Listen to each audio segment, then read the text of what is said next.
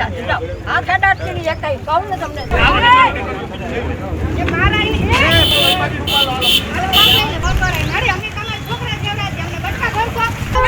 ક્યાં લઈ જાવ તારે ક્યાંય નહીં હાલો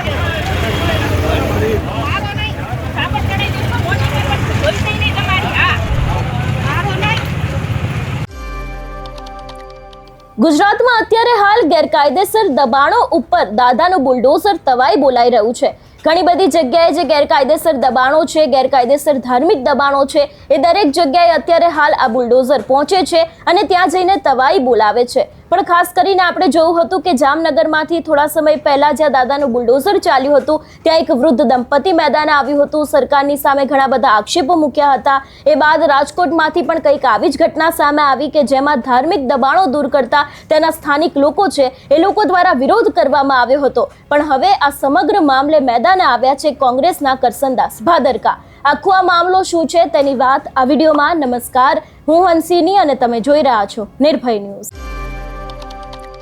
જામનગરમાં થોડા સમય પહેલા દાદાનું બુલડોઝર ચાલ્યું હતું, ગેરકાયદેસર દબાણો હતા એ દૂર કરવામાં આવતા એક વૃદ્ધ દંપતી છે એ લોકો મેદાને આવ્યા હતા, તેમની ટીંગાટોળી કરીને લઈ જવામાં આવ્યા હતા। તેમના દ્વારા સરકારની સામે ઘણા બધા આક્ષેપો મૂકવામાં આવ્યા હતા કે અમે વર્ષોથી અહીંયા રહીએ છીએ, હવે અમારું શું થશે। એવી જ કોઈ ઘટના રાજકોટમાંથી સામે આવી જે ધાર્મિક દબાણો દૂર કરવામાં આવ્યા હતા, એની સામે લોકોએ રામધૂન બોલાવીને વિરોધ કર્યો હતો।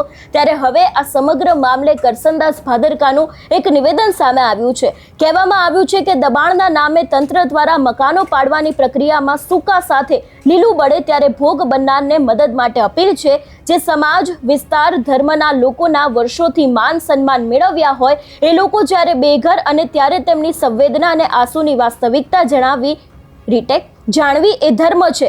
માત્ર મત લેતી વખતે જ જ્ઞાતિ, સમાજ, વિસ્તાર, ધર્મને આગળ કરનાર નેતાઓ અને આર્થિક સદ્ધર લોકોને આગળ આવીને ભોગ બનેલાઓને મદદ કરવી જોઈએ એવી વાત કરસનદાસ ભાદરકા દ્વારા કરવામાં આવી છે। એટલે ચૂંટણી સમયે ઘણા બધા એવા નેતાઓ હોય છે કે એ લોકો જે સમાજમાંથી આવતા હોય છે એ સમાજને અવારનવાર અપીલ કરતા હોય છે કે અમને તમે મત આપજો, હું તમારા સમાજ માટે આ કામ કરીશ। અને એ જ સમગ્ર મામલે હવે ક્યાંક કરસનદાસ ભાદરકા દ્વારા કટાક્ષ કરવામાં આવ્યો છે કે જે નેતાઓ ધર્મના નામે, સમાજના નામે મત માંગતા હોય છે એ લોકોએ પણ હવે આજે બેઘર બન્યા છે, દરેક લોકોની મદદ કરવી જોઈએ। વધુમાં આ વિષયને લઈને કરસનદાસ ભાદરકાએ શું કહ્યું તે સાંભળીએ। સૌને રામ રામ।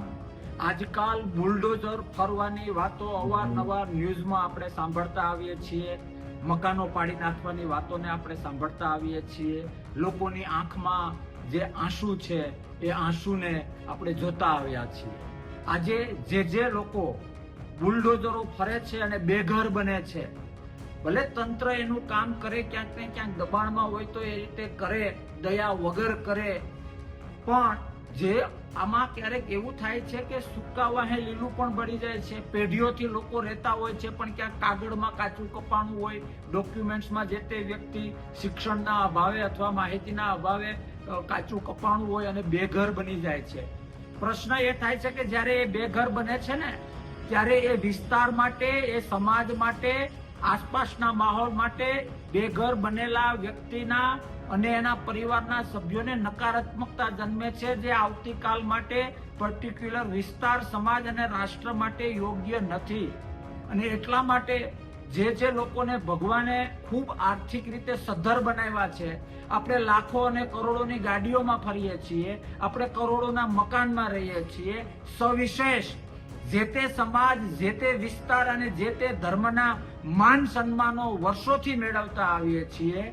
ચૂંટણી વખતે હું તમારી જ્ઞાતિનો છું, હું તમારા સમાજનો છું, હું તમારા વિસ્તારનો છું, હું તમારા ધર્મનો છું કહીને આપણે મત મેળવીએ છીએ। તો આવા સમયે આ લોકોની, ભોગ બનેલા લોકોની, જેના મકાન પડી ગયા છે એવા લોકોની વાસ્તવિકતા જાણવાનો પ્રયત્ન કરવો એ આપણો ધર્મ છે। આવો ક્યાંક ને ક્યાંક જે લોકો સૂકા વાહે લીલું બેડ્યું છે, જે લોકો ક્યાંક ને ક્યાંક અમુક અંશે સાચા છે, એ લોકોની વેદના સંવેદના સમજીએ, એ લોકોની આંખના આંસુ વાંચવાનો પ્રયત્ન કરીએ અને ભગવાને જે આપને આપ્યું છે અને આપણે જે તે વિસ્તાર, સમાજ અને ધર્મમાંથી મેળવ્યું છે એ યાદ કરીને પોતાની શક્તિ પ્રમાણે અને ફાળો કરીને આવો ભોગ બનેલા લોકોને નાનકડો માળો આશરો ઘર બનાવી આપીશું ને તો તમારો ને મારો રામ વધુ રાજી થશે.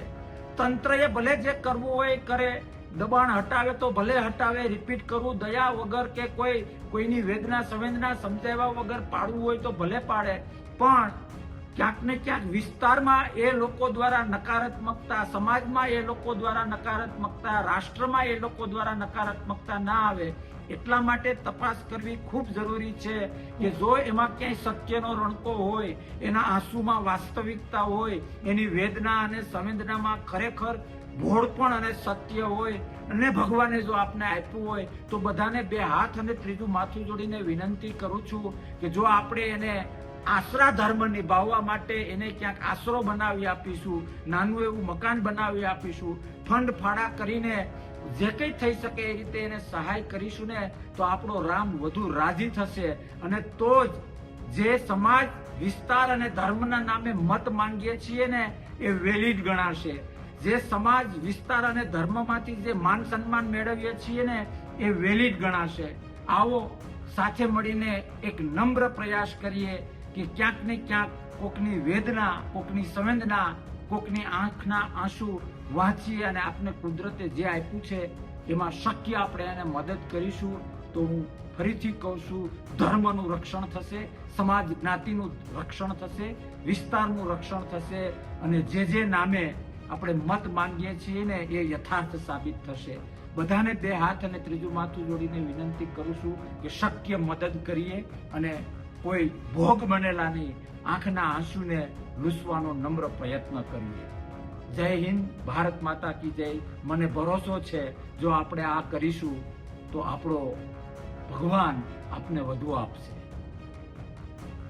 આ સમગ્ર વિષયને લઈને તમારો શું અભિપ્રાય છે અમને કમેન્ટ કરીને ચોક્કસથી જણાવજો. તેની સાથે અમારી ચેનલ નિર્ભય ન્યૂઝને લાઇક, શેર અને સબસ્ક્રાઇબ કરવાનું ભૂલશો નહીં. નમસ્કાર.